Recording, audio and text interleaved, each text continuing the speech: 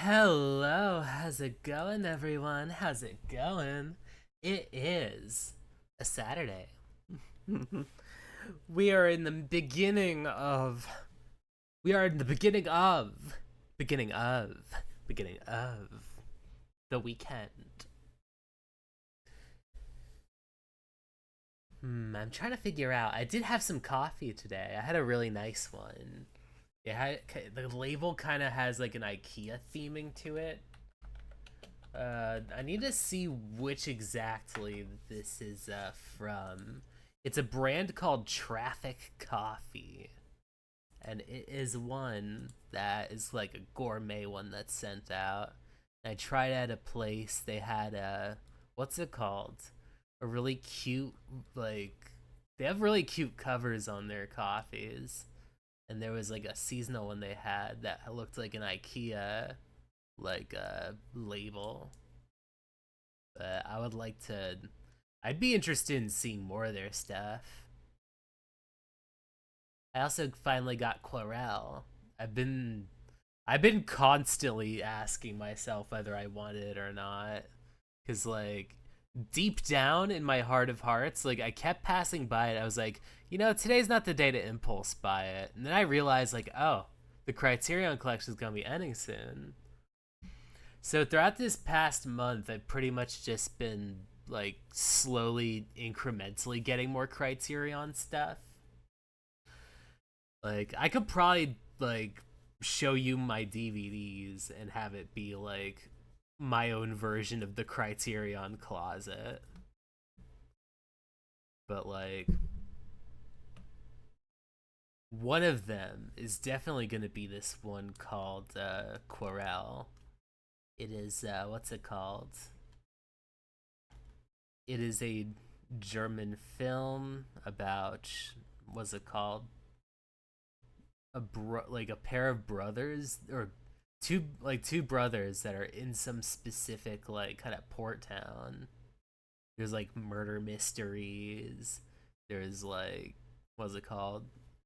Extended cruising sequences. I'd like to pop it in at some point. No pun intended, but I'd like to pop it in sometime soon.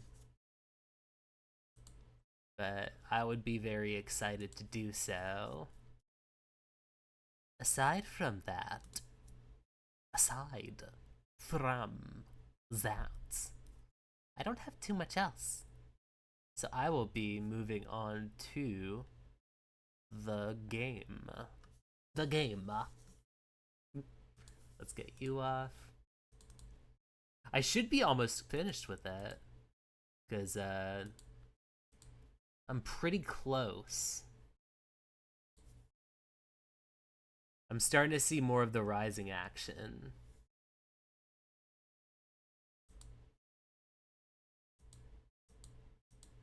There's a lot more drama going on.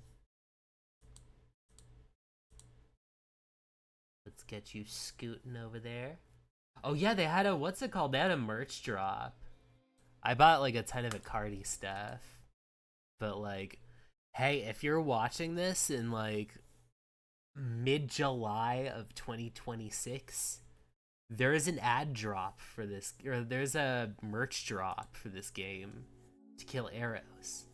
So if you want any figurines, no, not figurines, like acrylics or like charms, keychain, or postcards, like they would have those. Gotta make sure I'm getting the most out of like genuinely wanting to like promote this, because I never like to feel like I'm going into like an indie game, or especially not like a visual novel, and think, oh, I'm just gonna read this and like leave it.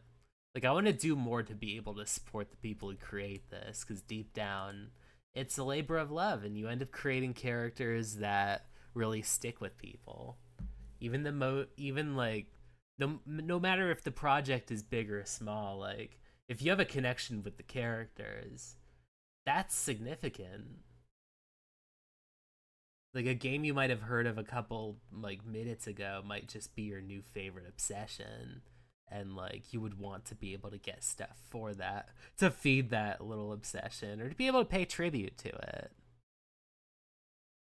I got a commission from them, and I also bought the To Kill Eros merch, so I'm really happy to say that this game so far has been really great. I mean, I'm nearly done with it, so it should be great by that point.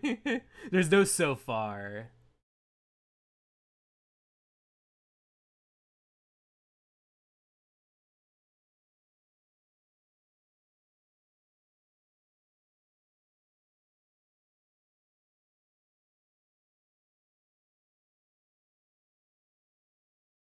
Thanatos ruined everything. No, there was no saving it at all. From Rose's curiosity overtaking him, to the very moment of any utterance of my title spewed from Thanatos. My plans were shot once he observed them without permission. Perhaps I could have mitigated it with the mere mystery behind my acts of judgment alone. But now Rose is aware. I could see that wavering of trust within his eyes more clearly. Feel the fear and unease of what kind of god I am said to be, rather than merely being one. I wanted to test his mind and see the conclusion he'd draw on his own, undisturbed, untainted by the thoughts of others. Would he see the version of me that he always hoped to see? My purpose is to weed out those that fall into the throes of false love, vile creatures that dare to delude themselves into believing they are right in how they love. No couple should have their lives ended by someone else's selfish greed. No partner should fear death at the hands of someone who claims to love them. They are disgraceful sins against the act of loving someone. This delusion is not the form of love I vow to protect. Rose.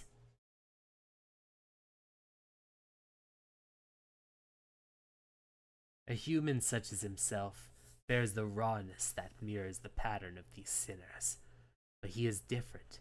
His love is genuine and derives from a place of pain, not to be mistaken for those I punish. He has always drawn a peculiar feeling from me that reaffirms this belief. No matter how emotionally driven he becomes, Rose is one of many mortals who cause this reaction.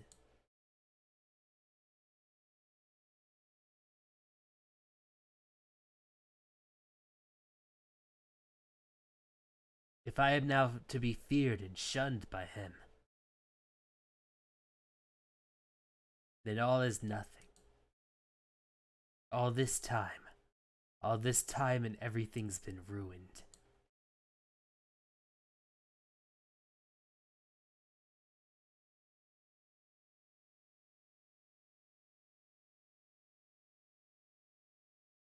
Alright.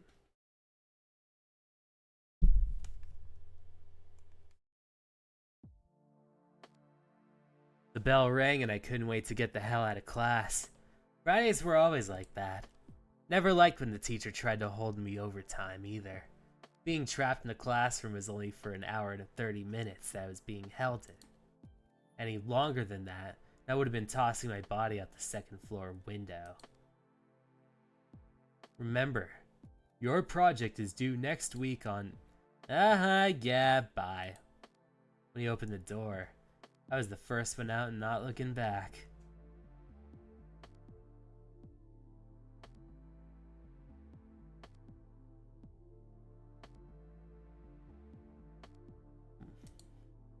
He hated it so much.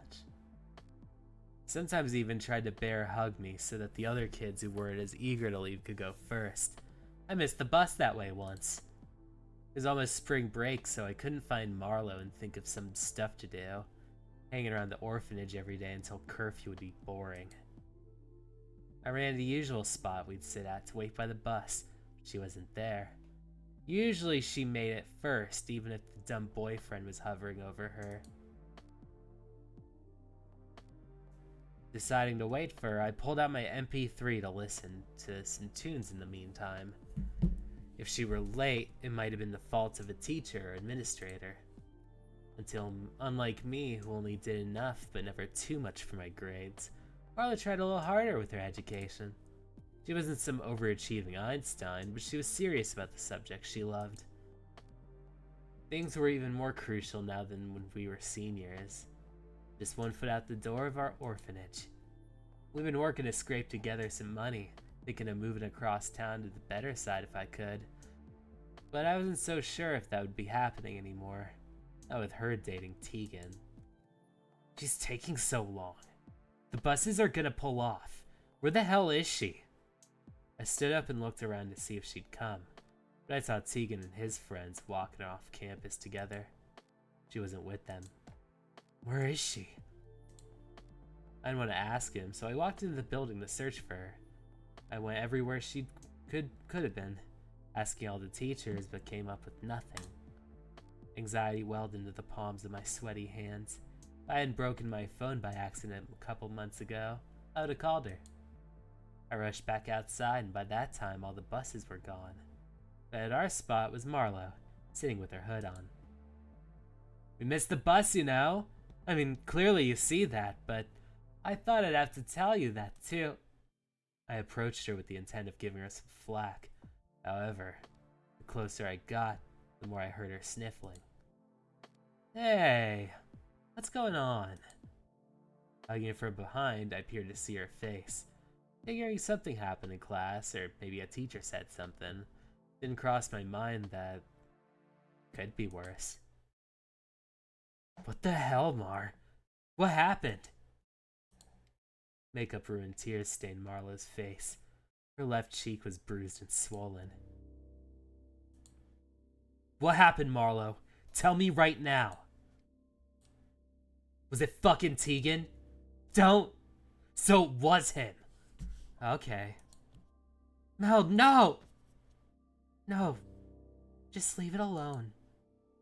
Marlo's desperate grip on my wrist hardly stopped me from storming off campus.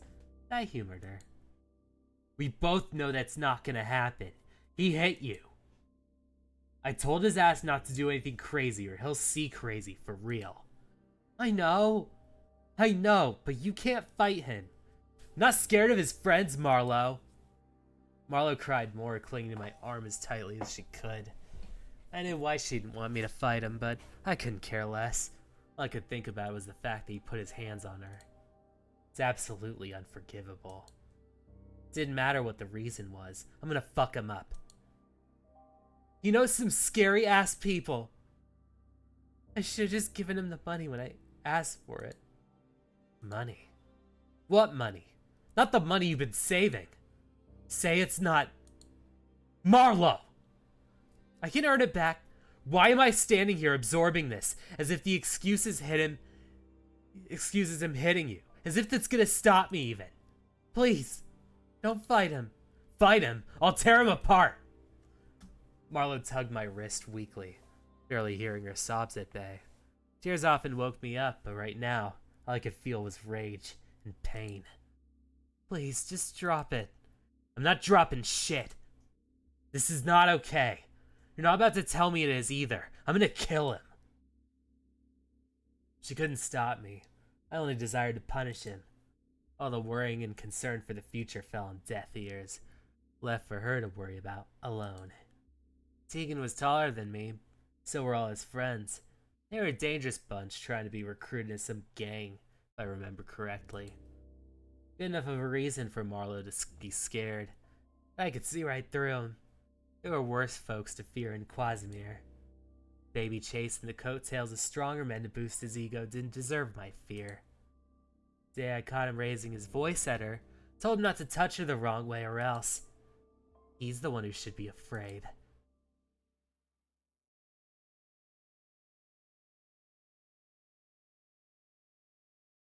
Whenever an act of sin has occurred in my vicinity, a stabbing sensation plagues my chest. The city overflows with them almost too regularly. Whether I actively seek them out or sit still, they never cease. As if the humans here know not of how to love properly. Then I suppose in the dwellings of troubled people, Malice is a common brew. I had just avenged the loss of a star-crossed pair taken too soon. Now I swept the streets in search of other potentials. I had not wished for more violence to be slain. I had not wished for more innocents to be slain, but if I happened across another vile excuse of a human, no mercy would be given. Not that I ever had. The most inconspicuous locations were often hotspots, somewhere that other eyes of fellow humans couldn't see or judge. The place of interest I took for now was a trash heap. Old forgotten cars, machinery, clothes, and other things. Disposables. Junk. It had been quiet for a while, save for the sound of young souls chattering and laughing some distance away. The sky had tilted towards the edge of the evening, and soon it would be dark. There was no sign of the sin being committed here, but I lingered for a brief while longer. Then he showed up. Tegan! May please! Hey T, isn't that your girlfriend? Oh, it's a short stick she's always with. Better be careful, Tegan. The vibrant red hair caught my attention, followed by the aura he exuded. The ache that pricked my senses mismatched the unbridled anger he carried. This feeling brought a pang to my chest I couldn't explain, a sorrow that squeezed out a single tear. Occurrences such as this one were a rarity. Its connection remained unknown to me. Similar to how disgraceful misdeeds against loving couples spur madness, single everyday individuals greeted me with glum emotions. But why was I feeling it now? The young man appeared far from hurt. Instead, he bore the eyes of a murderer. Not scared of him. Little man's just here to keep his word since he called himself threatening me a while ago. Oh, really? The young lady at his side tried desperately to cling to the boy. Oh, that was Rohan. What kind of revenge am I gonna get? Like...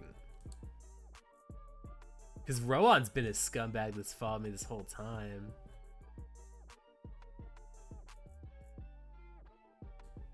But no avail. He was out of her grasp one moment, launching at the other boy the next. Oh shit! Yeah, Redhead's got a fist on him! Deck the shit out of Tegan! Reminiscent of a tiny wild animal, the young man left the other in a defensive squabble. The cheers and cries of the youth made the whole thing like a festive attraction. A fight that gradually worsened as it continued. So just let him knock you around, T. Yeah, fuck him up!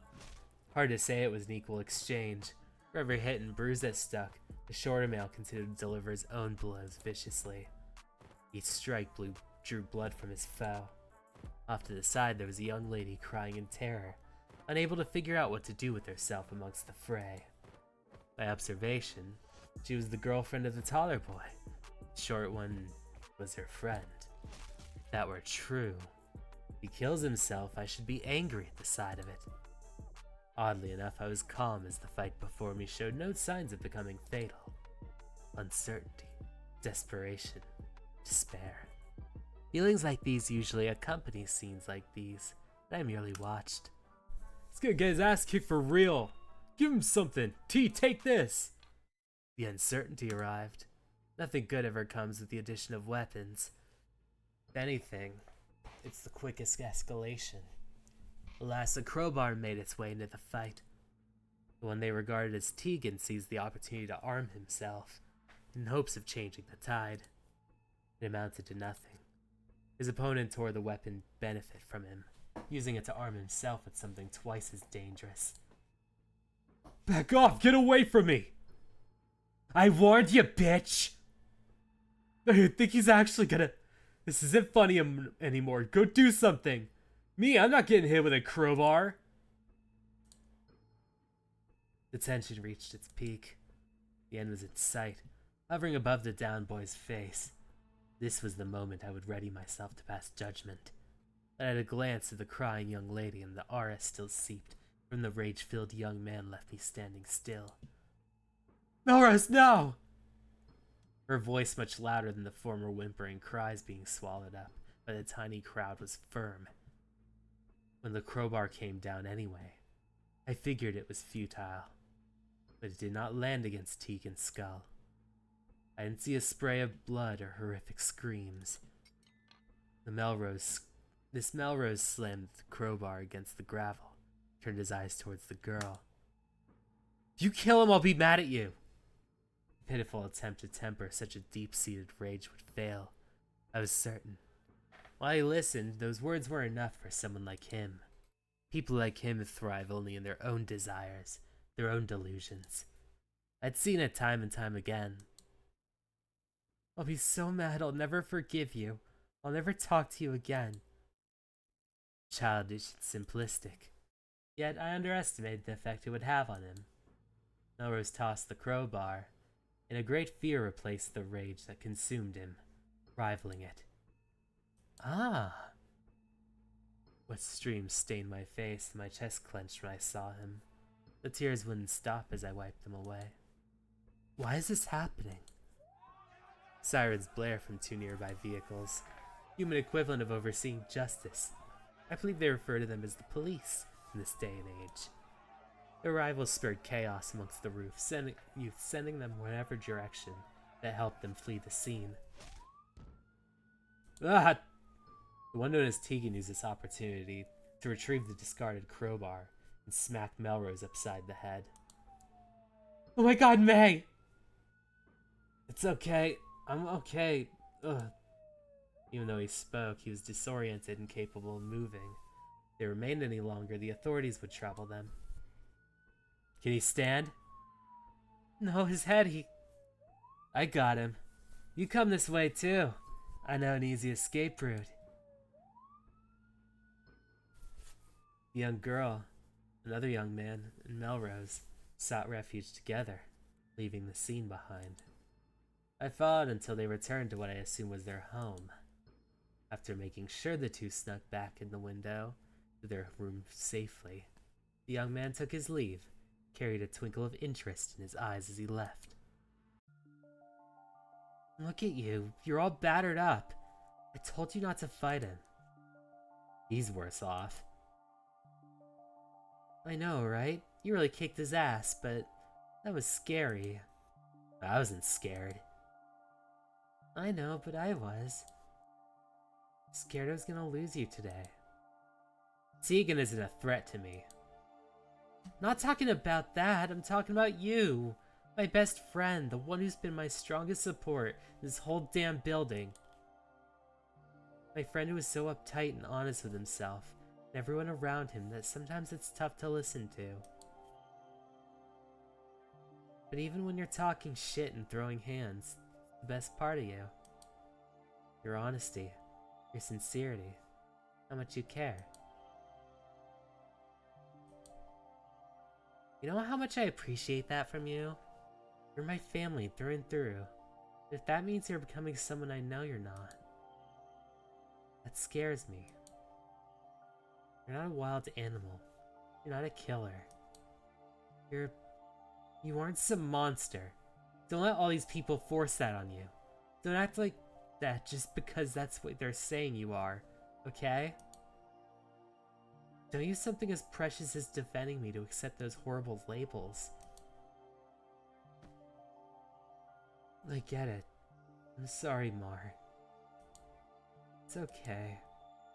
It's just, I'd do anything for you. I know. Melrose spent the better half of the conversation donning a hardened expression, but her words brought him to tears with her.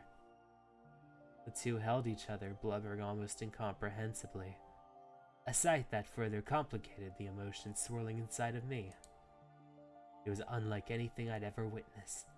My own reactions were beyond me. Why was I shedding so many tears for this human?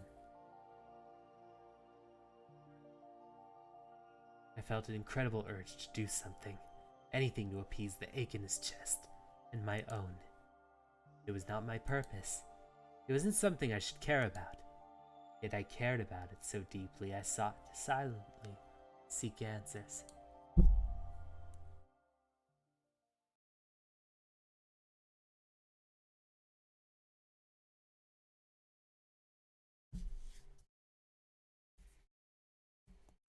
One week passed after the Lacey incident.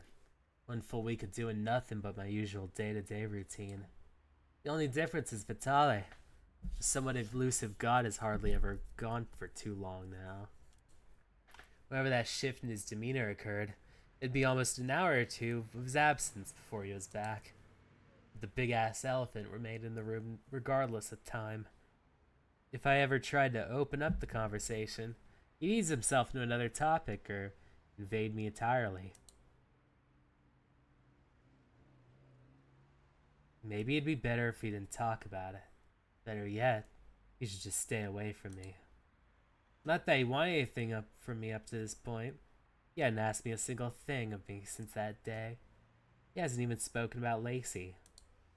We couldn't pretend that everything was irrelevant, that things were fine. But he was trying to, and the reason was unclear to me.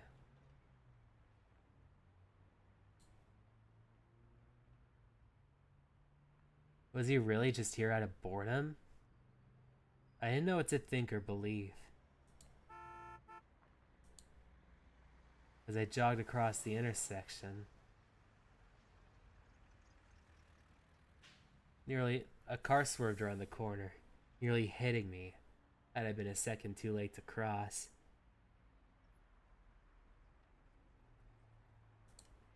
Dumbass!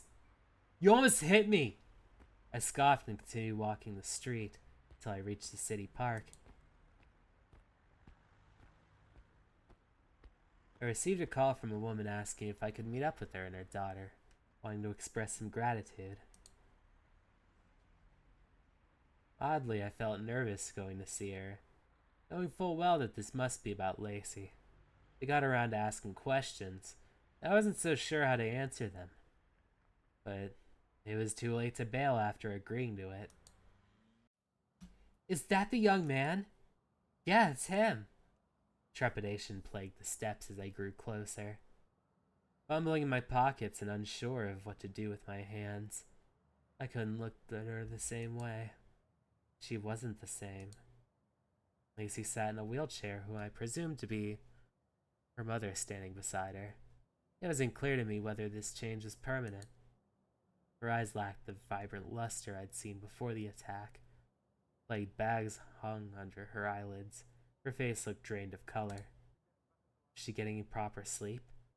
Hard to imagine after the love of her life perished. It's good to see you again. Sorry for contacting you out of the blue. She couldn't stop thinking about the guy that jumped in her window. I was surprised to find they'd left your contact info for us. Probably because I told them to let you know if you were okay. I never got a call, but... Well, she's here and alive thanks to you. I'm absolutely grateful. You have no idea. I could see the emotions swelling up in her mother. I shook my head. Not to dismiss her sentiment, but I definitely couldn't handle the heartfelt praise. I just did what any other person would. They didn't want to witness someone die. It's nothing. I mean, I heard the screams and chose to be nosy. Glad it helped. It's not so much. The hospital gift shop had some stuff. I want to put together a little gift for you.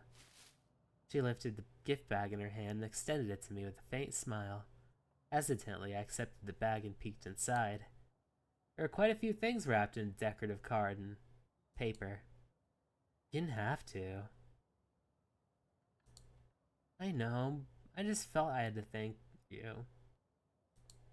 I'm sure my boyfriend would have wanted it too.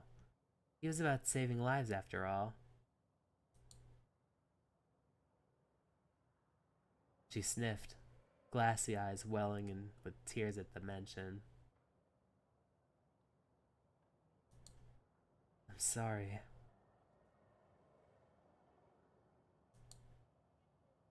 Don't be. You saved my life.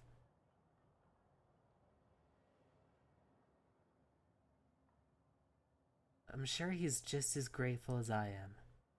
She wiped her eyes and offered a light-hearted laugh before wincing and holding her stomach. Her mother moved to grab the handlebars of her wheelchair in an instant. Lacey, I told you not to laugh. Chase is crying away, Mom.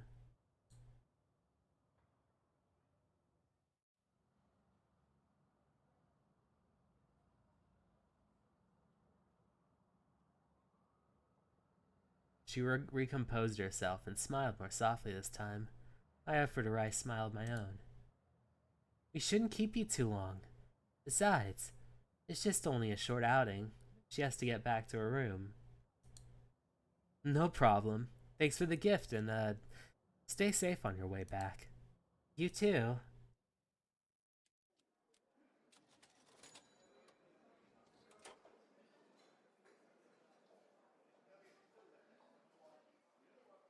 Departing from Lacey.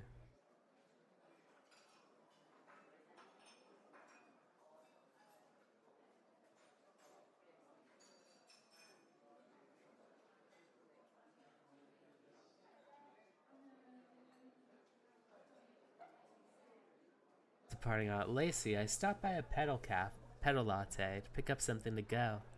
The cafe was full of people, perhaps because of the ongoing Valentine's Day. That, and well, they seemed to have some new employees working, so the slow turnaround time was having them at the helm. Sorry for the wait, Rose Boy. No problem, Jack. It's good you're getting more help here. They have a bit of way to go before I consider them helpful. Between us, I think Sid and I were doing fine. Didn't lessen the workload? Nah, man, adding to it. Anyway, don't hesitate to complain if there's something wrong. You're saying that as if it's expected. New guy keeps fucking up the lattes. Sid's watching him now, but there's only so much you can explain to the guy. You guys will get it eventually. Hope so. Leaving the bar, I took my time to head home today. Vitale might be there again. Not to say he wasn't already watching me, but still. Kicking a loose can, I took a small sip and immediately spat it on the pavement. The hell? Jack said a noob was fucking up the drinks. I thought to give him the benefit of the doubt. Guess I underestimated it. But that punk is playing lawsuit roulette on purpose. Tastes like some kind of cleaner solution. How do you screw up this badly? Opting to spare my stomach, I tossed the latte in a trash can.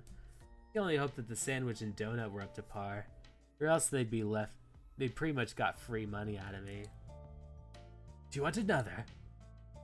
I said I didn't want to see him, yet my heartbeat rose at the sight of him, and heat pulled into my cheeks at hearing his voice. He said, "Wah! Hello, how's it going?" He said nothing to that effect, extending a latte forwarding as an offer. Reluctantly, I took it and drank a little, graced with a little familiar taste I love. It's the first time you're giving me a latte instead of stealing it. Wah! Had you not compared the other drink to poison, perhaps I would have. I have to smile at his teasing, only to frown once I realized. Turning my back to ignore him, I began walking back to Nalmond. Are you returning home? Do you want me to make the trip faster? I want to enjoy the walk. Should I carry that? He pointed a finger at the gift bag. Both of my hands held something, but it didn't bother me. I could carry them myself. No. Vitale wasn't making it easy to ignore him. His gaze weighed heavily on me, tempting me to look at him. Deciding to walk faster only resulted in Vitale matching my pace, following right beside me like some escort or bodyguard. By the time we were close to the apartment, I was practically sprinting with him at my side. Rounding the corner, the set of stairs, the occasional chuckle left his lips as he realized I was trying and failing to keep my distance. He was having fun. This was entertaining to him. I wanted to be angry, but his playful expression left my resolve feeling weak. Ah! My foot slipped. Something slippery coated the step underneath. I fell forward. Half expecting my face to collide, I found myself tugged back against Vitale's chest. Of course he wouldn't let me fall. His arms wrapped securely around me, face teasing a smile against my neck. You need to be more careful on these stairs, Rosie. It appears to me they don't utilize signs properly. He was right. The wet floor sign was the next set of stairs instead of this one. Cleaning crew were like phantoms since Grandma hired them. Perhaps this was another one of their unfinished jobs.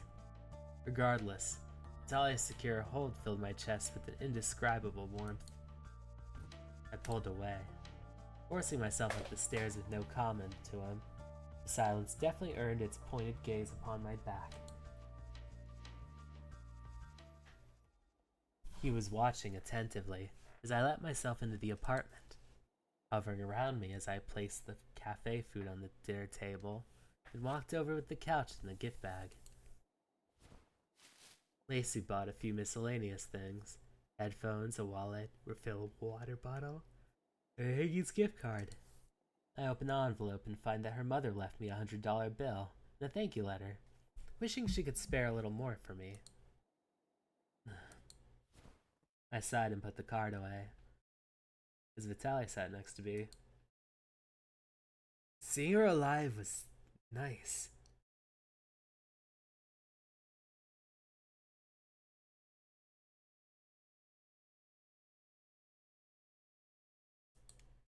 I shot him a look, but he was fixated on the gift bag.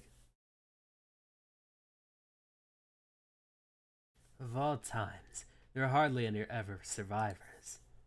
So you were watching me when I went to see her too. I had a glance just to make sure you were okay. Yeah, I'm fine. Vitale opened his mouth to say something, but it only left as a sigh. You aren't leaving me much of a choice, are you, Rose? I'll give you your space, if that is what you truly desire. I don't want space, I want you to talk to me. We are talking. We have been talking. You know what I mean. If it's not about what Thanatos said, then there's no conversation to be had. I thought putting my foot down would get him to open up, but he phased through the wall with an air of aloofness. Then space you will get. Words couldn't express the disbelief that filled my face. Knowing him, it worked out well that I'd say that. He could just avoid me now, although nothing would change if we continued wasting our time. Whatever aimless time we spent together. So stubborn.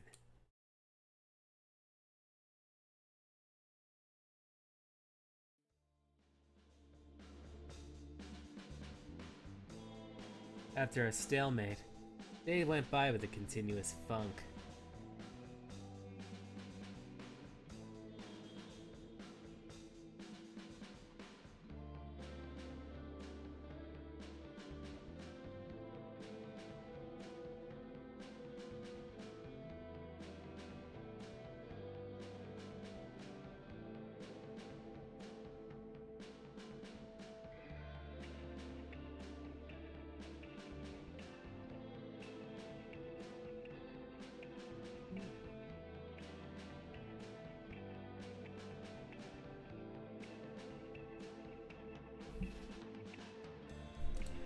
A battle of wits, which one of us would crack first? Honestly, going from feeling like I was an apple of someone's eye to feeling their immense absence felt worse than a breakup. The worst part is that Vitale was likely somewhere watching me, simply chose to avoid me. Choosing to keep things as they are because the god of fatal attraction does not want to talk about being the god of fatal attraction. And for what? I had every right to be concerned. Every right to feel weary if he lingered around me with such a concept. He claimed to have been watching me for a long time, knowing I nearly died to it. That had to mean something, right? Not again, Melrose. We talked about this. About what? Getting hammered. Honestly, what is you drinking this time? Boyfriend issues. I paused. Boyfriend? Ugh. I dragged my hand over my face. Boyfriend? Really? What the hell was I on about? Vitale and I weren't dating. Something like that even occur as a thought to a god? Still, a world where things were normal between us. That didn't sound that bad. I always felt embarrassed, groaning and laying my head on the counter. I want to throw up. Another thing we talked about that you should totally remember to do in the restroom. So this boyfriend, it isn't handy, right? Hell no! I'd rather break his fucking neck! Good thing he's not working the shift tonight. He's at the other building. Cares. My phone vibrated and I slipped it out to look at the caller ID. To my surprise, it was Marlo. She never called this late. Usually Esmond occupied her time. I stared at her name. Oh, Marlo, how's she doing? She moved a month or two ago, yeah? Yeah, left me here. Continued to let the phone ring, staring at her number.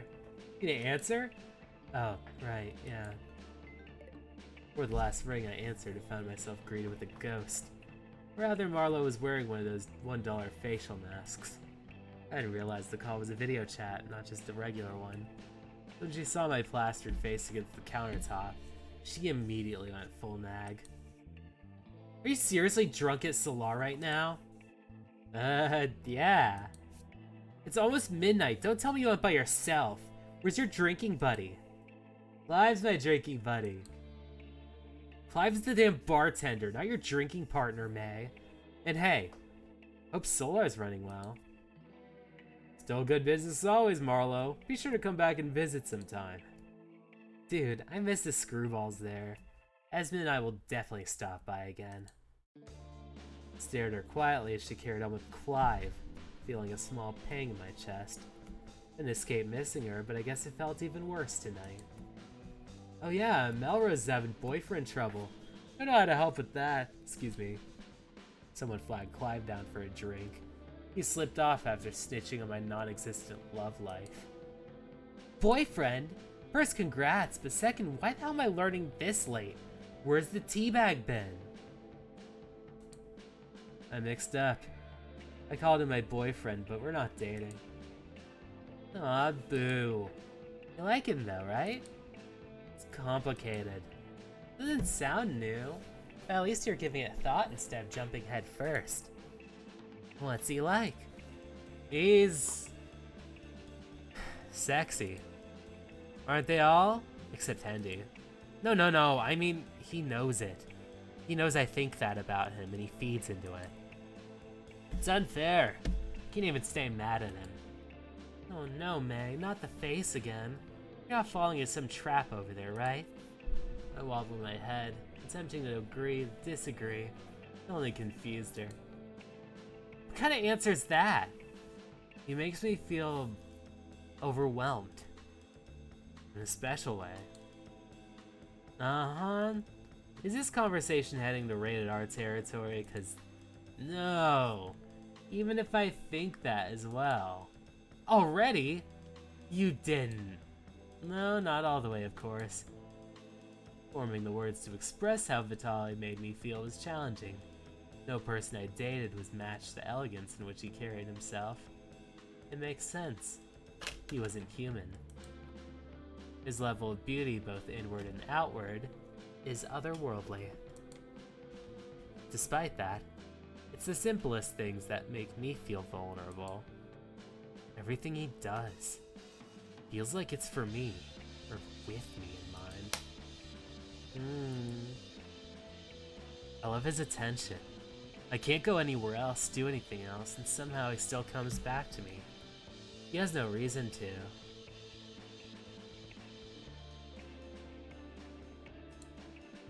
He's better than me. I don't belong in his world. Yet he looks at me like nothing matters.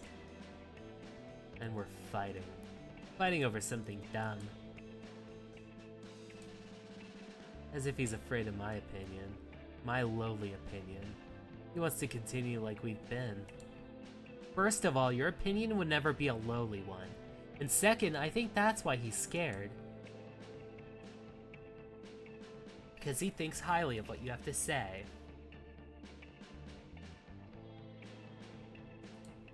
I don't know why. Just a human who we picked.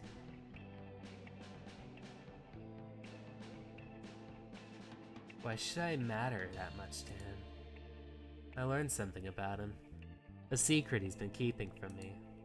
He's aware that I know now, and he doesn't want to address it. Oh god, please don't say it like he's like some deep web jerk. Worse, a freaking cult leader. I chuckled and she laughed in response. Her own dorky guesses. Maybe she'd been exaggerating, but I'd say it hadn't had a thing with plenty of men and women from different walks. It wouldn't be surprising if it happened. Oh, he's bi. I thought he was gay. I did a whole clip saying that what's it called? Me as Melrose was gay. But I guess what's it called? I've also gotten with some women as well. I guess I date exclusively men though. No, it's just something. Oh, how bad's the secret? It's definitely something. So bad he can't even tell me or hint about it? He's the god of fatal attraction? I wouldn't even say that if I were sober. It's not that bad, it's something. I don't trust that. I need to assess the guy myself. Actually, I was calling because of the welcome party. We'll be having it this upcoming Saturday. Saturday? Perfect day for making body-changing mistakes, am I right? You're lucky that you're cute. Do you realize what you just said to me? She snickered cheekily as I pouted. Oh, she was so lucky. I made this terrible mistake twice in my life. I want to make it a third. Still, my mind wandered at the thought of having Vitale's name on my body. Knowing him, he might actually appreciate that. Gaze upon every letter of his name. Tease me for daring to brand myself as belonging to him. My thoughts wandered to the choker on my neck. Shit. So much for not wanting to be someone's possession. Maybe the two of you can come here. That way I can meet him. I'll definitely talk you out of getting a tattoo of his name, of course. It's like reading all of this, I'm like, oh no, I do have Chun-Li's name on my back, but it's also because it comes with the actual drawing of Chun-Li. I don't know if that's being in possession of Chun-Li. I mean, that wouldn't be terrible though, being owned by Chun-Li. Like, I could make that work.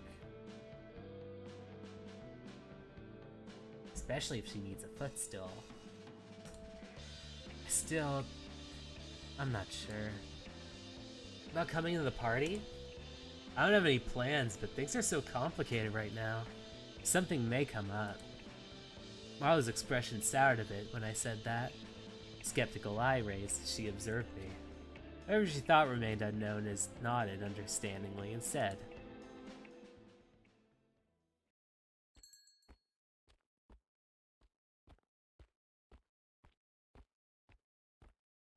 shortly after, she went into badgering me as to take my ass home. I paid for my drink and staggered my way down the sidewalk, with her keeping me company in the dark of night. Although it was just her voice, it reminded me of many times we'd gone home together like this, monkeying around, which often leads me to take a spill on the ground. The way she'd laugh and help me back up. Then once back home,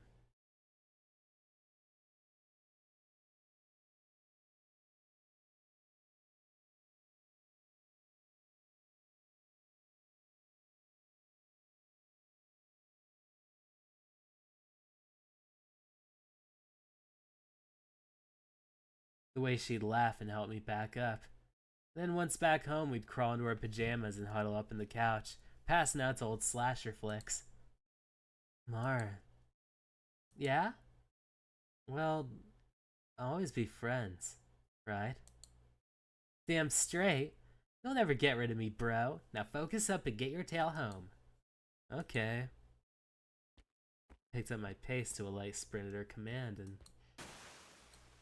May! May, what happened? Oh, it's fuck. I'm okay. Slowly picked myself up. I examined a fresh cut in my left palm from a stray bottle.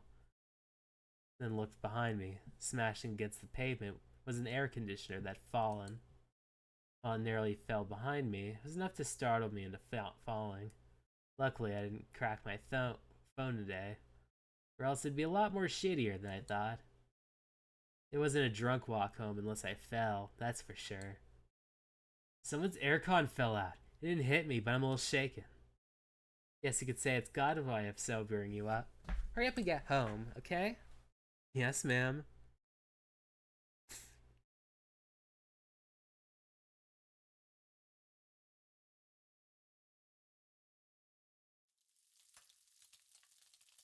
Waking up in the next morning, I felt inspired enough to not waste money at Petal Latte for breakfast. Thought I'd prep up some lunch and dinner afterwards. Since I intend to work from noon onward, having food ready would keep me from waltzing into a restaurant instead. Rose. Vitale wanted my attention. For the past 5 minutes, he would say my name and nothing else. I'd glance at him, but continued treading.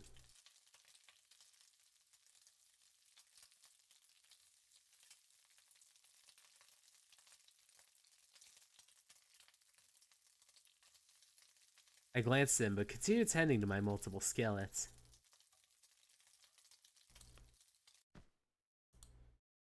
Fed up with my non-responses, Vitali grabbed my wrist and I winced, feeling the pain from last night's injury. He peeled the bandage off and examined the gash. How did this happen? I fell. Thought you watched everything, shouldn't you now? He didn't bother to comment on my snarky addition.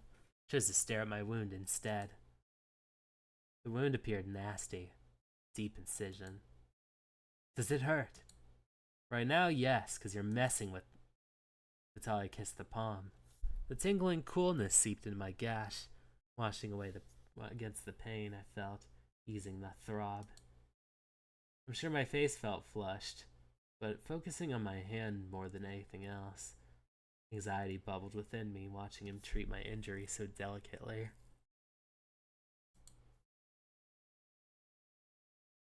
Why? What does being near me? What does tending my wounds mean to him? Does it mean anything to him? He has to care about me. This couldn't all be an act. It couldn't be that he was waiting for the inevitability of someone taking me out in something, right? Waiting to see the results of his concept someday? I snatched my hand away.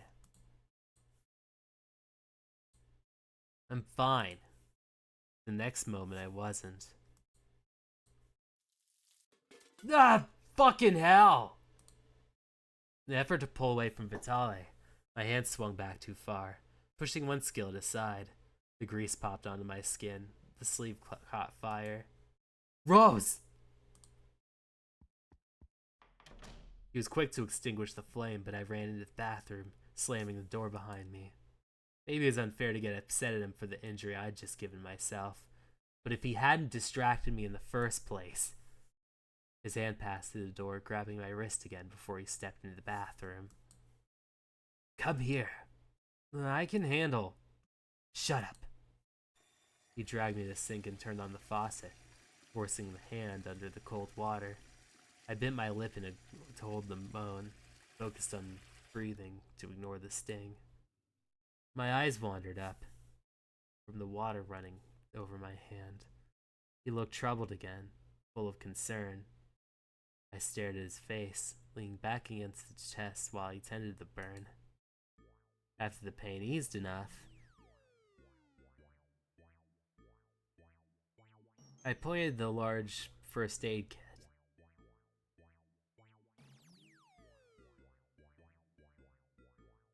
To treat my hand, applying ointment to the burn, he replaced the patch to the gash.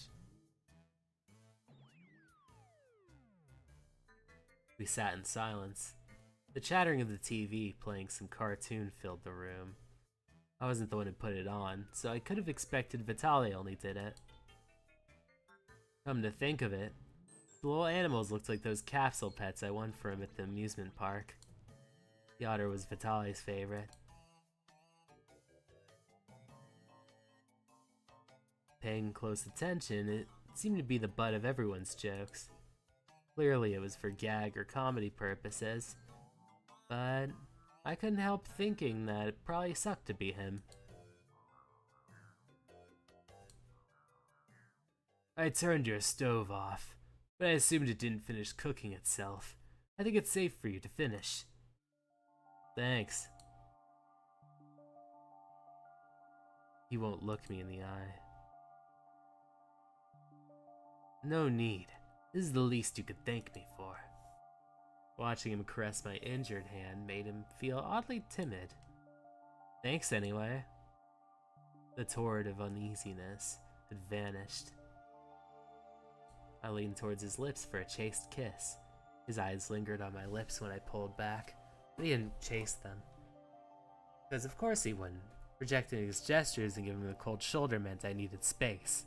That's how it translated to him. He was honoring the distance, but I'm sure he knew I didn't want space at all, nor did I really need it. I asked that you be more careful, Rosie. You've always been the one to stumble into trouble. His hand untangled from mine. Your clumsiness could lead to greater injury at this point. Trying to nag me? You're the last person that I want to see something terrible happen to. Do as you please, but do so with caution and care. I do not wish to see you die. Without another word, he stood from the couch and exited the room, disappearing into the guest room. Not even a second passed before I sprang up and ran after him. Vitale! I clung to him, arms wrapped secure around his waist, face pressed against his back. I held him. Stop leaving! It's not helping. You keep coming here, being gentle and sweet-talking to me. The moment I bring up Thanatos or snub you, you run away from me. What do you want from me? Why are you here? He passed through my arms like a ghost, turning to face me stoically. What do you want from me, Rose? Stop giving questions and answering me. Stop leaving. Stay here. Am I allowed to ask that of him? We're not equal. My vulnerable, clingy feelings should have no sway over him. But Vitale's lips found mine so passionately that there was no reason to believe they shouldn't.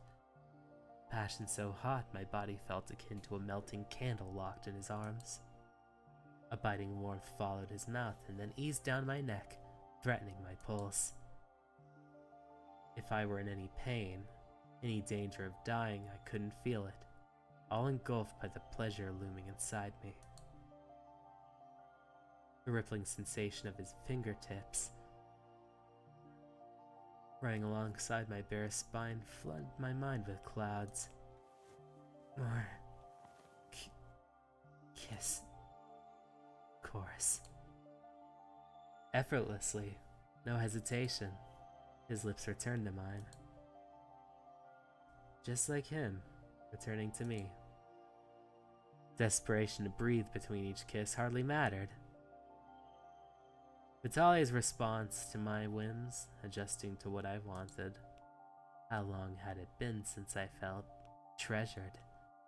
Had I ever felt that way? Questions scrambled with everything else in my mind except him. All for me. A god like this for me. Tugged the collar of his shirt. I deepened the kiss, biting his lip, chasing his tongue, lost in the intoxication of him. Hearing his voice escape in raspy, quiet moans returned my senses. Following the shock of being driven against the wall, his hand slipped in my pants and seized them urgently. Here, wait. Vitale pulled back with feverish eyes, his forehead gently pressed against mine. Repeat yourself again. Not here.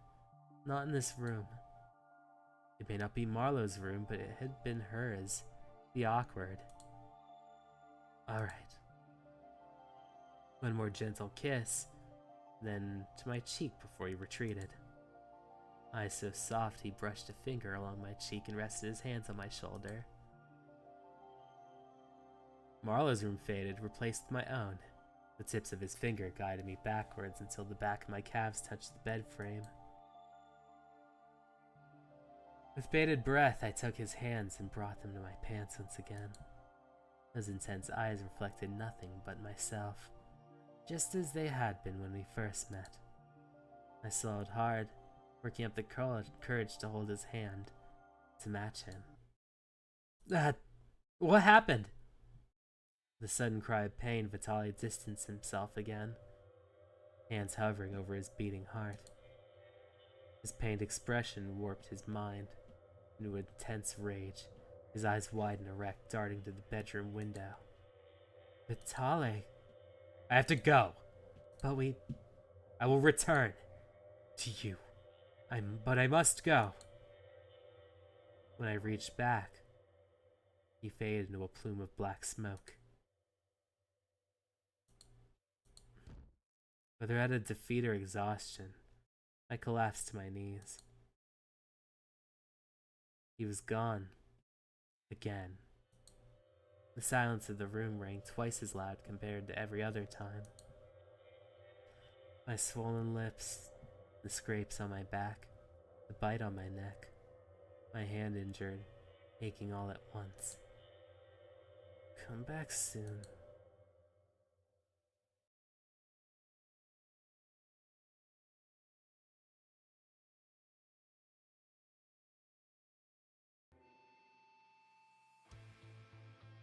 Curiosity killed the cat, satisfaction brought it back, and it keeps doing so.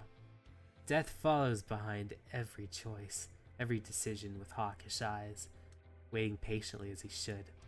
All things must die someday, and he will be there to claim it. Of the gods, Thanatos has been the one to leave me most weary, even those of his kind. So having him skulk about the human realm, trailing another god no less, was bound to attract the attention of those concerned. Those concerned were Aphrodite, the goddess of beauty. For a while she'd keep her eye towards her adversary, while the god of attraction had hardly been a threat to her across myriads. She dreaded the time that it would become it. An untrusted god, mocked and diminished with his worth or relevance.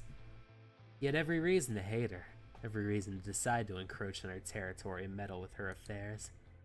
Seeing Thanatos, the god of death, in his shadow, Aphrodite couldn't bite back the urge to know. It had been some time since she stepped foot onto the mortal plane. Today it was a must. She couldn't afford to invite Thanatos to Thespia. Undoubtedly, there would be trouble. Instead, she approached him deep into the woods, where the god observed Vitale, claiming the life of another sinful being. Merciless and unforgiving, the dirt stained red and soaked with blood of the assailant. Shortly after, the bloodied god lowered to his knees before the slain victim, pulling him to his embrace. His lips moved, lost as a whisper in the midnight sound.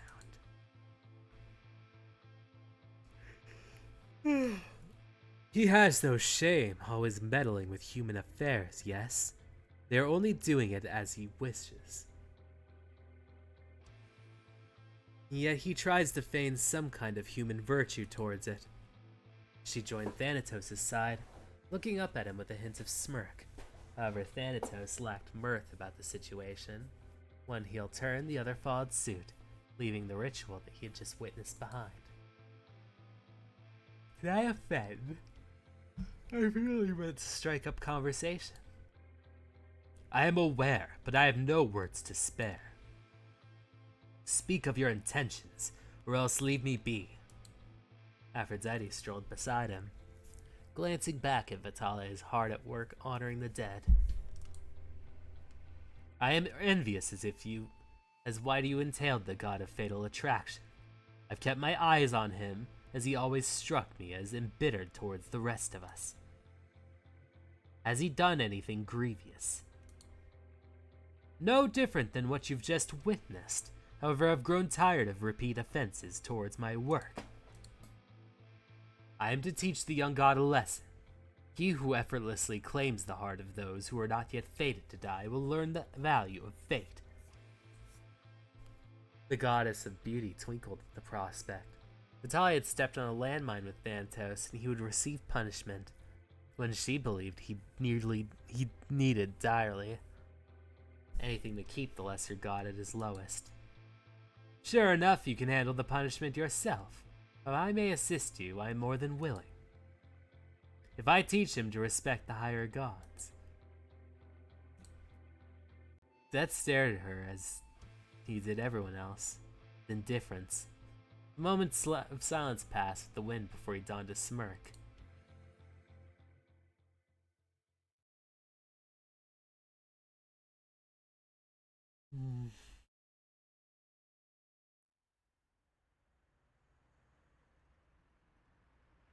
Marlo phoned up midweek, telling me she had surprises planned. Without any idea of what it was, I showed up to the park to pick up something for Grandma. As much as she tried not to be, Marlo had a habit of being spontaneous. She didn't exactly come as a bother to me. Usually. Today, I just wasn't in the mood for much of anything. Ever since Vitale vanished, has been rough enough to believe I might be in hell right now. But the guilt of leaning towards being a no-show on her opening night kept me from complaining. Whatever request she wanted from me, it would serve as penance. I was expecting to find Grandma. My jaw dropped upon seeing Marlo there in the flesh. May! She rushed me at full speed, slowing to a halt when she registered my appearance. Her smile dimmed with concern, but she opened her arms to embrace me. Geez, what's all this, huh? Hasn't been a week. To be honest, I just got choked up by the elevator door. How the hell did you manage that? I got caught between the doors. I slipped out fine, so I'm good. That sounds rough, man. Glad you're okay. Yeah, thanks. I hadn't registered that Esmond was here. In fact, I'd only just realized there was a small gathering of people. Grandma also seemed to be there with familiar tenants. So what is this? Marlo said it seemed like you did not make it to opening night this Saturday. So we grabbed some of the crew and came here. Couldn't get everyone since it was short notice, but yeah. Since we didn't want to burden you with coming out here, we came to you. Now we can celebrate the opening of our shop with old friends. And this party can have alcohol. She cheered, pointing at the cooler with various drinks, from water to alcohol to juice bottles. But I implore you specifically to drink less today. Taking shots at me because I look like shit now, huh? No. I just want to make sure you're sober enough to walk home without getting a knot in your forehead. You got enough clumsy decorations for the month. I'm not gonna be responsible for adding one more to the bunch. Aha! The lovebirds chuckled at my pouting, and we joined the others in the gathering. It surprised me that she pulled together with something so small. It gave him only 3 days. Laughing this much, smiling till my jaw hurts, rolling in the grass like a big kid with the water gun. Feeling of space in my heart being filled. Something I had been missing for a while. He was my best friend. The only person in this world who extends so much of herself to me, no matter what. Then I thought of Vitale. How he'd been missing since I burned my hand. I yearned to see him. I wish he were here, even if no one else could see him but me. Something told me he'd enjoy being here, even if I couldn't imagine him partaking in anything we're doing. Thought of him observing our antics would leave him amused. I almost thought of calling his name. But if he doesn't come? Is he even watching anymore? I missed him. Hey, May! Keen has a temporary solution to your handy problem. I mean, you could always come in the shop, but you remember these, right? Ever had them when you were a kid? She showed a stick-on tattoo. Then you had to peel the plastic off and apply by soaking the back with water. They're usually cheap as hell. Probably wouldn't last a day or two. But I found myself laughing anyways. Used to put them on his face and mine. So many times waking up with little dumb tats on. You look pretty with a third eye. Hell no, I got called the Cyclops for a weak jerk. Hey.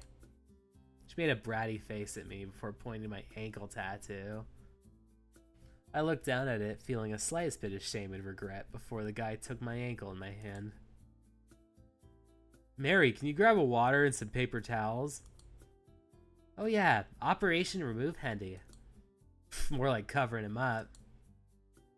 I watched her scamper over Esmond and batter him with paper towels before breaking my gaze to watch the guy peel off the cover and wrap my ankle. It's not much, but I brought these to advertise the shop. Green ACU has been a bit of a distant drive, but we artists are worth it. If you really want this covered, I'll give you a discount since you're my boss's friend. Oh. I see a hint of another tattoo here. I looked at my other ankle, giving me a look as if to ask for permission to view it. I shrugged and he lifted the pants leg to reveal a cluster of butterflies and roses that scaled up to my knee. Wow, how long did it take for this one? They finished in one session. We got multiple actually. Did he tell you that he designed that? He also designed mine. Marlo gestured at the tattoo across her chest with an enormous grin. Wait, is that his name?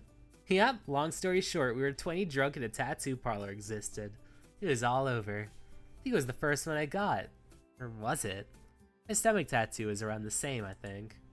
It's after that one. Yeah, you're totally right. How does Esmond feel? What do you mean? I said Melrose is your friend, but it must be awkward for Esmond since you don't have a tattoo for him. Marlo raised a brow and sized the guy up, but he quickly laughed it off to change his tune. There was no secret to the implication he was making. I'm sure it probably was strange. I wouldn't be surprised if it bothered Esmond. I wouldn't be surprised if he didn't even like me. Things have always been strange between us. He always seemed to walk on eggshells around me. The whole thing was sticky for us both, with Marlo at the epicenter. I had long since accepted the way things are, even if I bitch about it. The party extended to the night. Occasional company of random parkgoers did some good for Marlo's advertising. It has to be seen whether they wanted weird randos popping up on the greener side, but it did work today. I didn't honor Marlo's request. I tried managing a beer or two, but after a while I need something stronger. Get through seeing the immense amount of PDA from all the couples at the gathering. A shot of every kiss, every I love you, every flirtatious gaze. Am I dead? He's hammered, guys. I told you not to drink too much. He's so hard-headed. That's Melrose for you.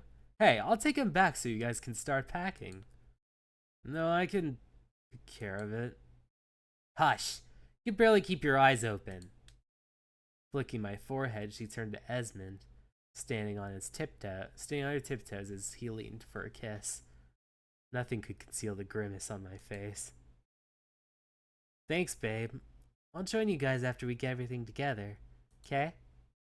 Take care of him. Make him be a good boy and don't give him trouble. He's your voice of reason right now. She patted my head in a teasing fashion. My entire soul cringed, generating the ugliest face I could muster. Oh god, please don't make that face. Psst. The walk home was an uphill battle. Without Marlo, I contributed to most of our stumbles and falls, all the while Esmond couldn't stop laughing. It was odd. By the grace of some god, we managed to get into Nalman, headed up the stairs. My weight threatened to roll us back down. I'd have taken the elevator, but I imagine you're still shaken by the morning. Shit happens. True. Shit happens. So much. I wonder how you manage. Me? Who else? Think I'm talking to a damn wall? Just take it one step at a time. Reflect and regroup, Rose. That's all I do. That's how you deal with me? Reflect and regroup? He leaned against the frame in the next door apartment. I offered a look of confusion while I retrieved Marlowe's old home keys. I don't understand. You don't like me, right? Marlowe's best friend. Her friend that's a boy, the best in her life. My mouth formed a mind of its own. Despite my words, I felt embarrassed for even uttering them. Even more so with Esmond's shock that he slowly took on a more serious expression. I don't hate you, Melrose. He opened the front door and helped me inside, closing it between us. I pushed away from him, stumbling onto the door. Stumbling onto the floor, but I chuckled nonetheless. Yeah, right. You're her fiance, yet you've had to put up with how oddly our bond was. It had to have bothered you once. Don't lie to me. I continued to chuckle, looking up at him from the spot in the ground. Esmond furrowed his eyebrows, shaking his head in response. It never bothered me. Not even this conversation right now. Marlowe has my name literally tattooed across her chest. How the fuck does it not bother you? She had you come here impromptu just to plan a party for me. She's always finding time to text and talk to me. Hell, she probably talks a fuck ton about me. How can you stand that shit? Especially with the way I treat you. All the remarks, buzzkill moodiness. You don't want to deck me in the face? Any attempt to hold my words back died. The muzzle was lost to the trash, and everything I'd wanted to say, everything I'd been shoving down the entire year, overflowed. I'm a bitch of a friend and a train wreck who can't get his shit together. For so long I've depended on her, no matter who she's with. It's always been her or me. Even in separate relationships, when shit hit the fan, she's always the one to pick me up. I tried to be special to her. I tried to be special to her in a way that even if she wouldn't be mine, she'd still be with me. You should feel angry. You should tell her to get rid of me. She's your fiance, Esmond. There's no place for me. There's no one for me anymore. A sob escaped my throat. My blurry eyes called forth the realization that I'd spilled the biggest secret to Esmond of all people. And that was the shittiest thing I could have ever done. None of this was his fault. None of it Marlowe's. It was all mine. Taking every bit of affection, every crumble of care, wanting more from it. More. Friends? That wasn't enough. Family? It wasn't enough.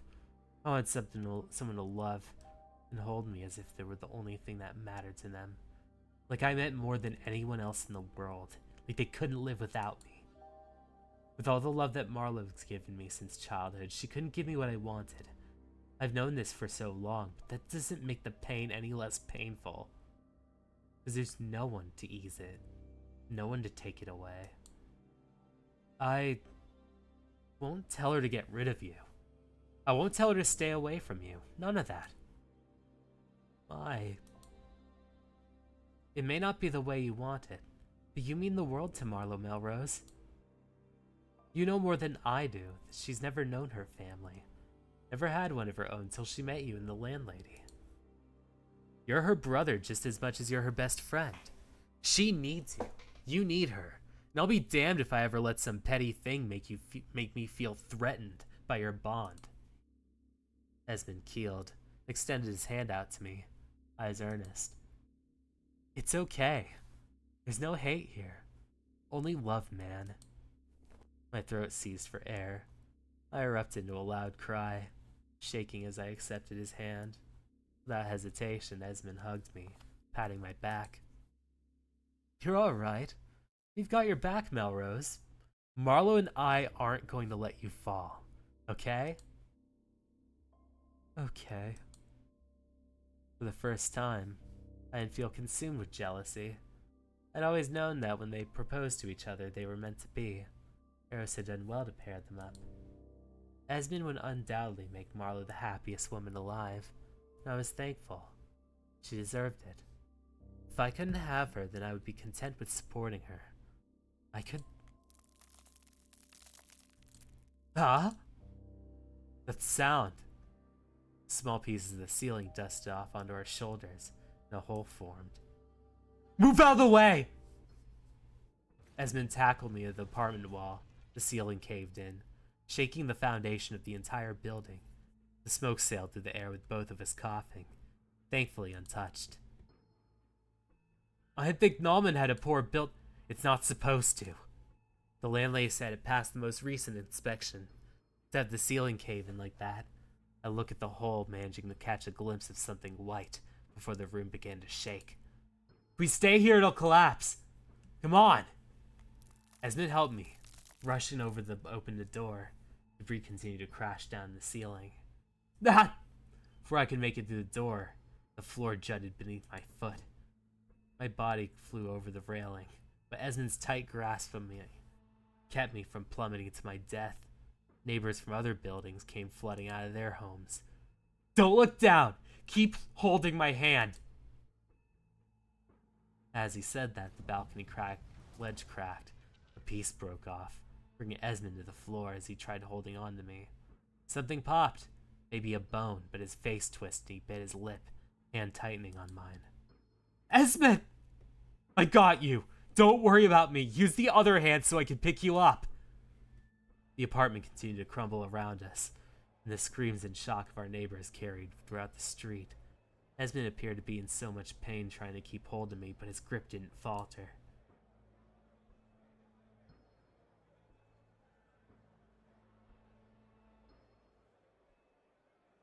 Then I heard the sound of the floor cracking. Esmond!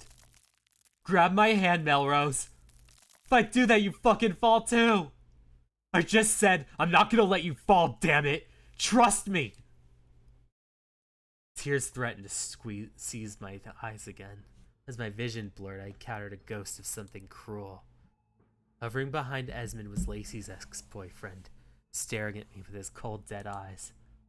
Melrose! Oh shit.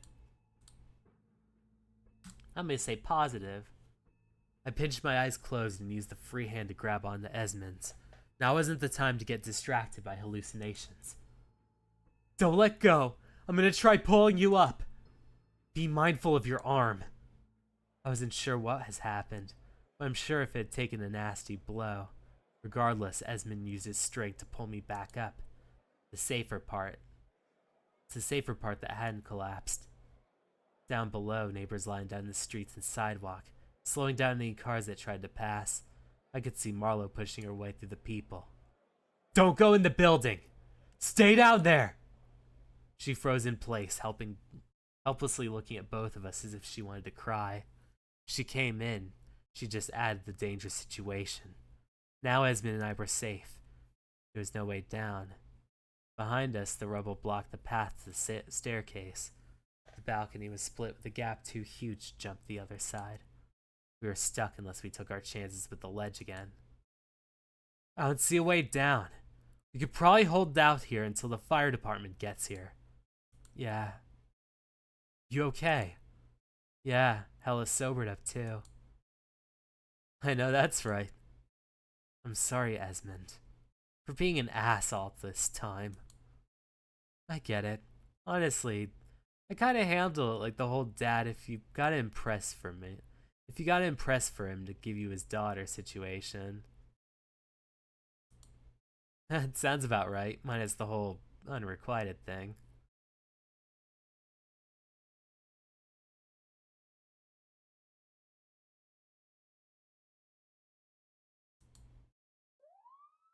We leaned against the wall, staring at the lights in the other building. It felt like things went over. Sirens sounded the building from the distance. Sharing up. Sorry. That sounded like a real alarm. Then Esmond suddenly passed out. Esmond, hey! I grabbed the arm that hadn't been injured and shook it before pressing my head to his chest.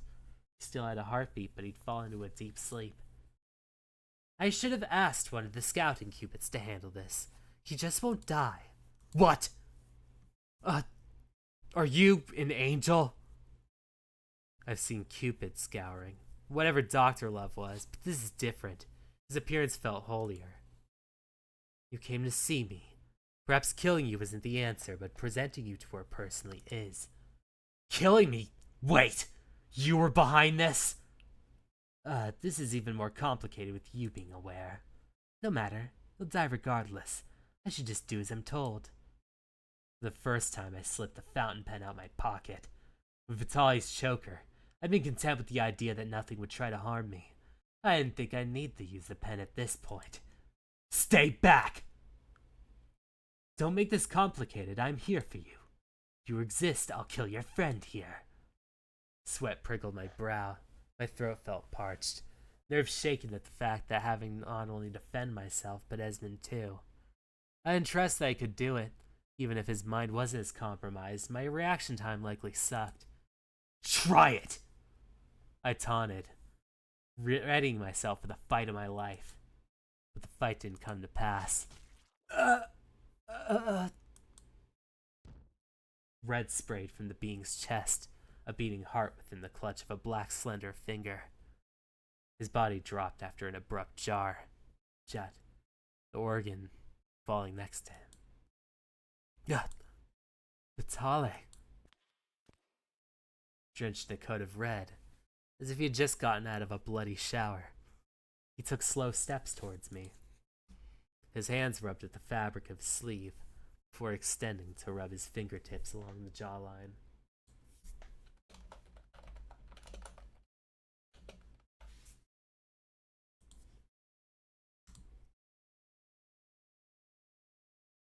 His thumb gently swiped the corners of my damped eyelids. I could not look away. The sins were far from few. The sins? It was deliberate. A distraction to keeping me away from you. What are you talking about? Despite his initial intent to keep blood off me, Vitale snatched me into his arms. His body vibrated against me, shivering as a set of fingers caressed my hair. They will not take you away from me. So, to understand the gravity of the situation. Sparing hardly a second, Vitale summoned a bow in hand, aiming at Thanatos. A bloodthirsty expression overtook his face, unlike anything I'd seen. Yet he didn't release the arrow. His arm trembled. Return from which you've came. I am but a bystander waiting for time to claim a soul. I've done nothing wrong. What? Huh. What's all this then, Death Reaper? Why is there a Cupid here? Vitale hissed, eyes shifting into black and red rimmed voids, anger unbridled. I do not understand why it is here. Perhaps it's something to do with the goddess's attempt to insist in your punishment. I must admit, she has only made things more complicated because you simply cannot control yourself. Thanatos shot a disapproving stare at Vitale's blood-soaked clothes. Then an icy stare fell on me. Vitale stepped into his line of sight, blocking our eye contact. Aphrodite. That wench joined forces with you. For her, it was a matter of making you respect the higher gods. I do not care for that, of course. My goal is to only make you understand the value of tampering with fate. So the beloved human has been chosen.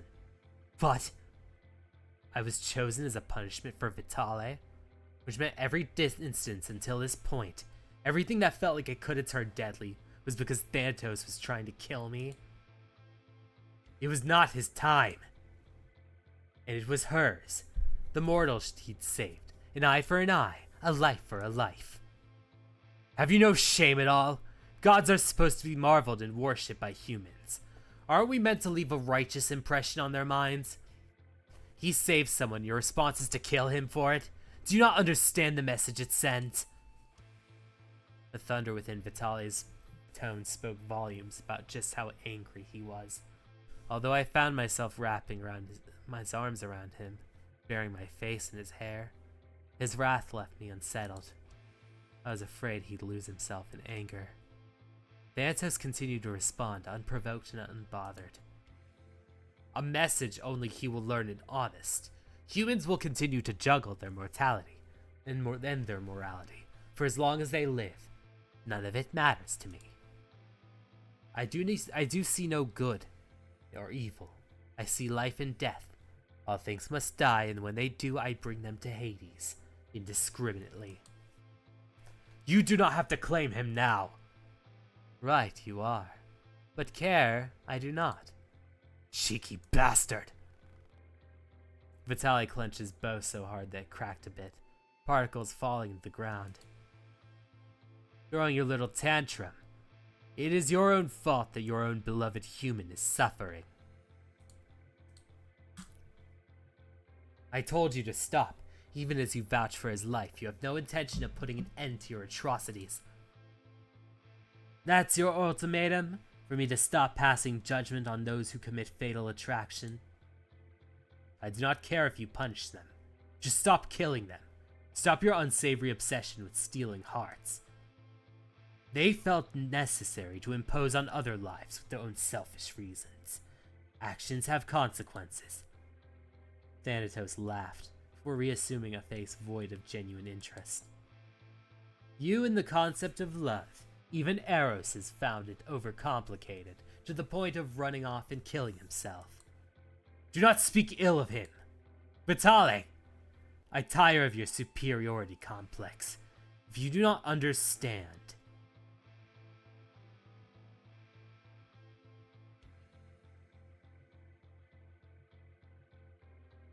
If you do not understand the importance of love in this world, then you and your gods can fuck themselves. Perhaps some of them already have. Hello, how's it going? Thanatos' nonchalance only rivaled Vitale up even further. The animalistic growl. Oh, oops. Let me get the banana launcher up and running. Sorry, it's been a while since the redeem's been used. Update?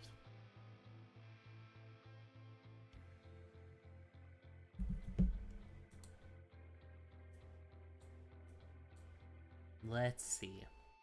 Blah. There we go. Let me get a banana bonk going for you.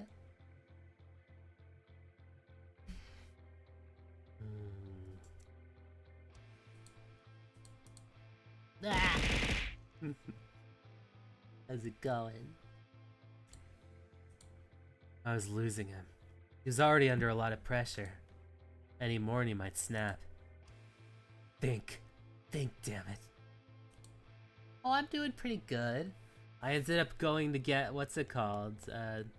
Some iced coffee, and I got a Criterion Collection DVD.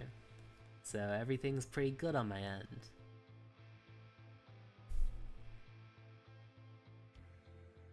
Nice.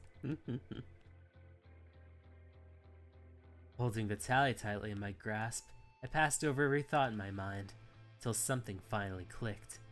My choker. With this we could leave. Come on, Vitale. I won't let him keep antagonizing you like this. Praying hard to myself, I used the choker to shift us into his domain, leaving Thanatos in the wreckage behind.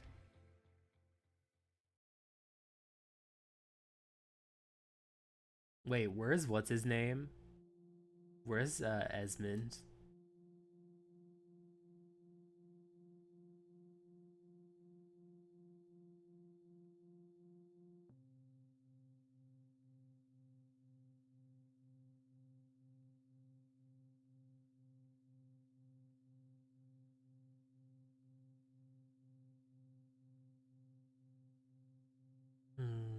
Oh, sorry about the bedroom. I awoke the feeling of this breath of life rushing down my lungs. I usually call that a dead slumber, a testament to just how exhausted I really was the other night. I tried lifting myself from the cold floor, but a pair of strong arms around my waist kept me in place. I was surprised to find Vitale lying next to me. I'd grown accustomed to lying next to him in the night, and waking up to his space in the morning, but he was there. I became conscious of my heart again, holding my breath against my will. Carefully shifting, I turned to get a look of his sleeping face. It was the first time I'd seen him actually resting. First time he was unguarded. Yeah, we're getting cuddles.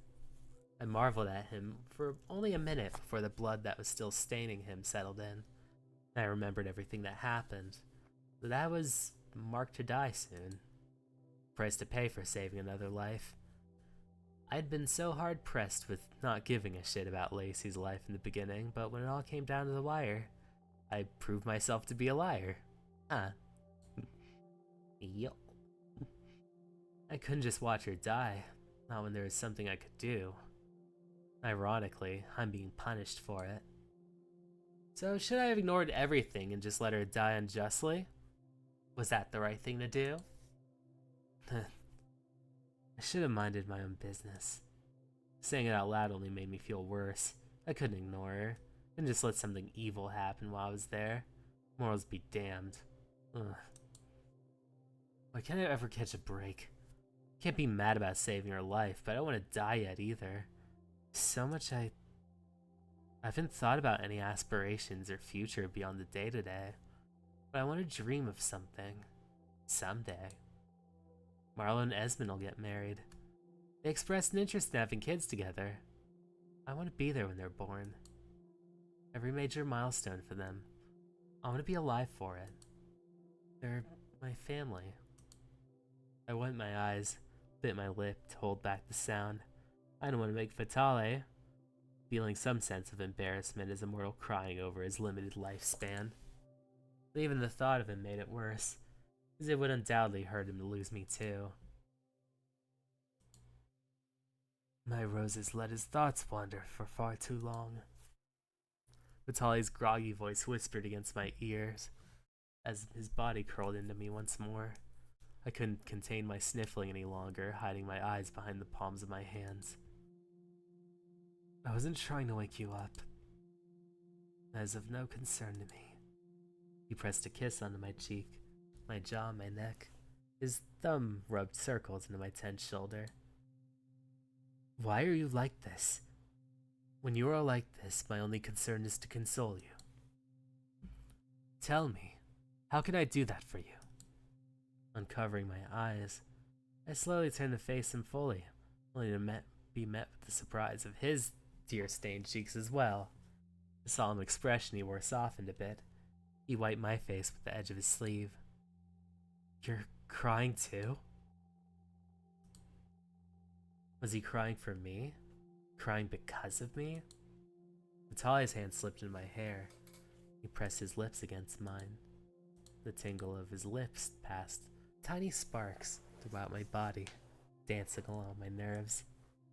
A soft sigh escaped me, subsiding the tension of an oncoming headache. Vitale remained quiet, staring at me while I assessed my feelings. Slowly, his eyes roamed over every part of me, then his hands. I clasped my cheeks, turning my head from ear to ear, opened my sweater, rolled up my sleeves. There was no sign of any deadly injury. He sighed in relief, eyes closed as if a prayer of his own had been answered. Vitale pressed his lips against each band-aid and bandage that lined my arms, slowly and apologetic. The troubled expression wore down his tired face, eyes closed while he rested his head against my palm. I should have kept my eyes on you the entire time. I let them distract me with such a dirty trick. I could have lost you forever. By dirty trick, you mean fatal attraction incidents, right? They spiked at an alarming rate. My heart has been in agony for days on end. I've had no rest. But I promise you, it will not happen again. You will not die.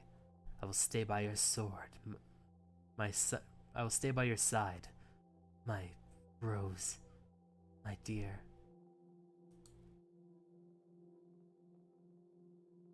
I couldn't find the words to say to him, stunned by the amount of vulnerability I was getting. His affection, Vitale, the god of fatal attraction, a heinous sin committed by humans, was pleading to me as if losing me meant losing someone important. Like he'd be losing the love of his life. The validity of his feelings left me feeling uncertain. But I trusted them. Call it being delusional. Call it selfish, even. It was never as good as swallowing the greed that came out of me whenever I received something I yearned for. I believe you. No matter what happens, I believe in you, Vitale. Whatever could you mean by that? Everything. Accept my declaration however you want it. I know you meant it positively. And know that I meant it positively. Alright? Vitale's eyes continue to search mine, edged with confusion as I lean closer. I filled the space between his lips with my own in a sealed kiss, and a veil of warmth trickled down my back with grace and reciprocation. I trust you. Even as the god whose very concept has threatened your life several times. You are you. Your concept is not what you want it to be. Now look at you as who you are to mine. Vitale. Pour it against mine. Vitale closed in on my lips again, pressing down against the floor. Every kiss was soft, savoring the taste of each other. His nails hiked up my shirt, dragging smooth lines over the center of my chest, tracing my tattoo like an embedded memory. Oh, nice! Damn. Getting that fucking back blown out. Damn. In his hands, my body would always become an instrument tuned with the right precision and played to perfection. Skill enough to tug what sounded like he wanted from my mouth, preparing for the same results. But today his touch was full and firm enough to imprint on my skin, enough to leave deep scratches, enough to carve his presence. Teeth marks scattered down my neck, all the way down to my thighs, red in ways one might think they'd last forever. Territorial claim. His beloved human whose legs opened and welcomed him inside for as long as he wanted, for as many times as he wanted, for as long as I could handle him.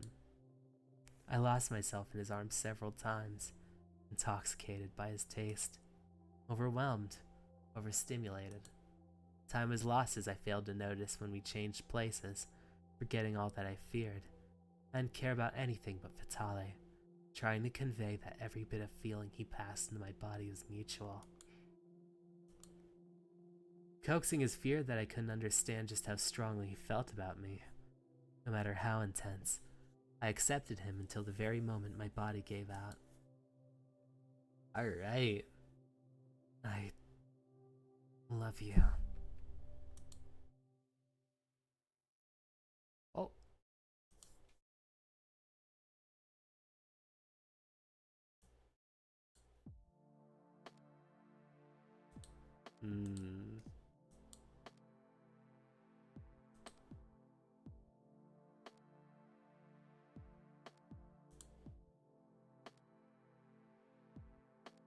Let's see. I know it's starting to get a little late on my end, so I think I might like end it around here. I do need to change the name of my thing because I thought I'd be able to end the game, but it's actually pretty long. So let me actually do a couple things. I need to see the bad ending of this. Oh no! Oops. Boop boop boop boop boop. Boop boop boop boop boop. Bop bop bop bop bop bop bop bop. I'm gonna just look the other way. Oops. There we go. So you're not getting whiplash. Oh, wow, when it just like, oh, wow, we gonna win tonight. Another dim town. We're gonna hit the fast. I'm getting whiplash. Oh, but not let's go. There we go. Positive or negative influence. Let's see what gift negative gives us.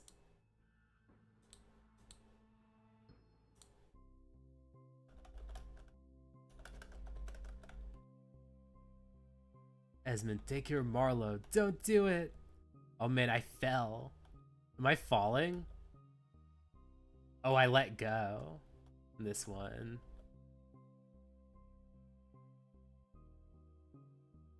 Wait a second.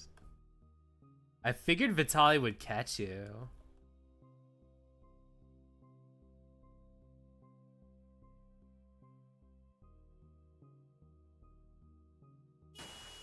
Oh damn, I hit something.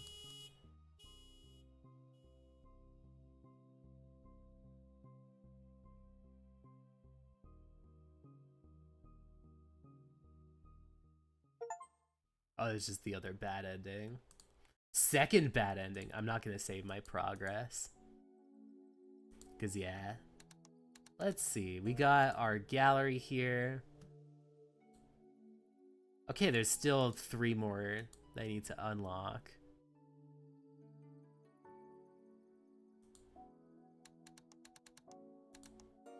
This is the Vitale one.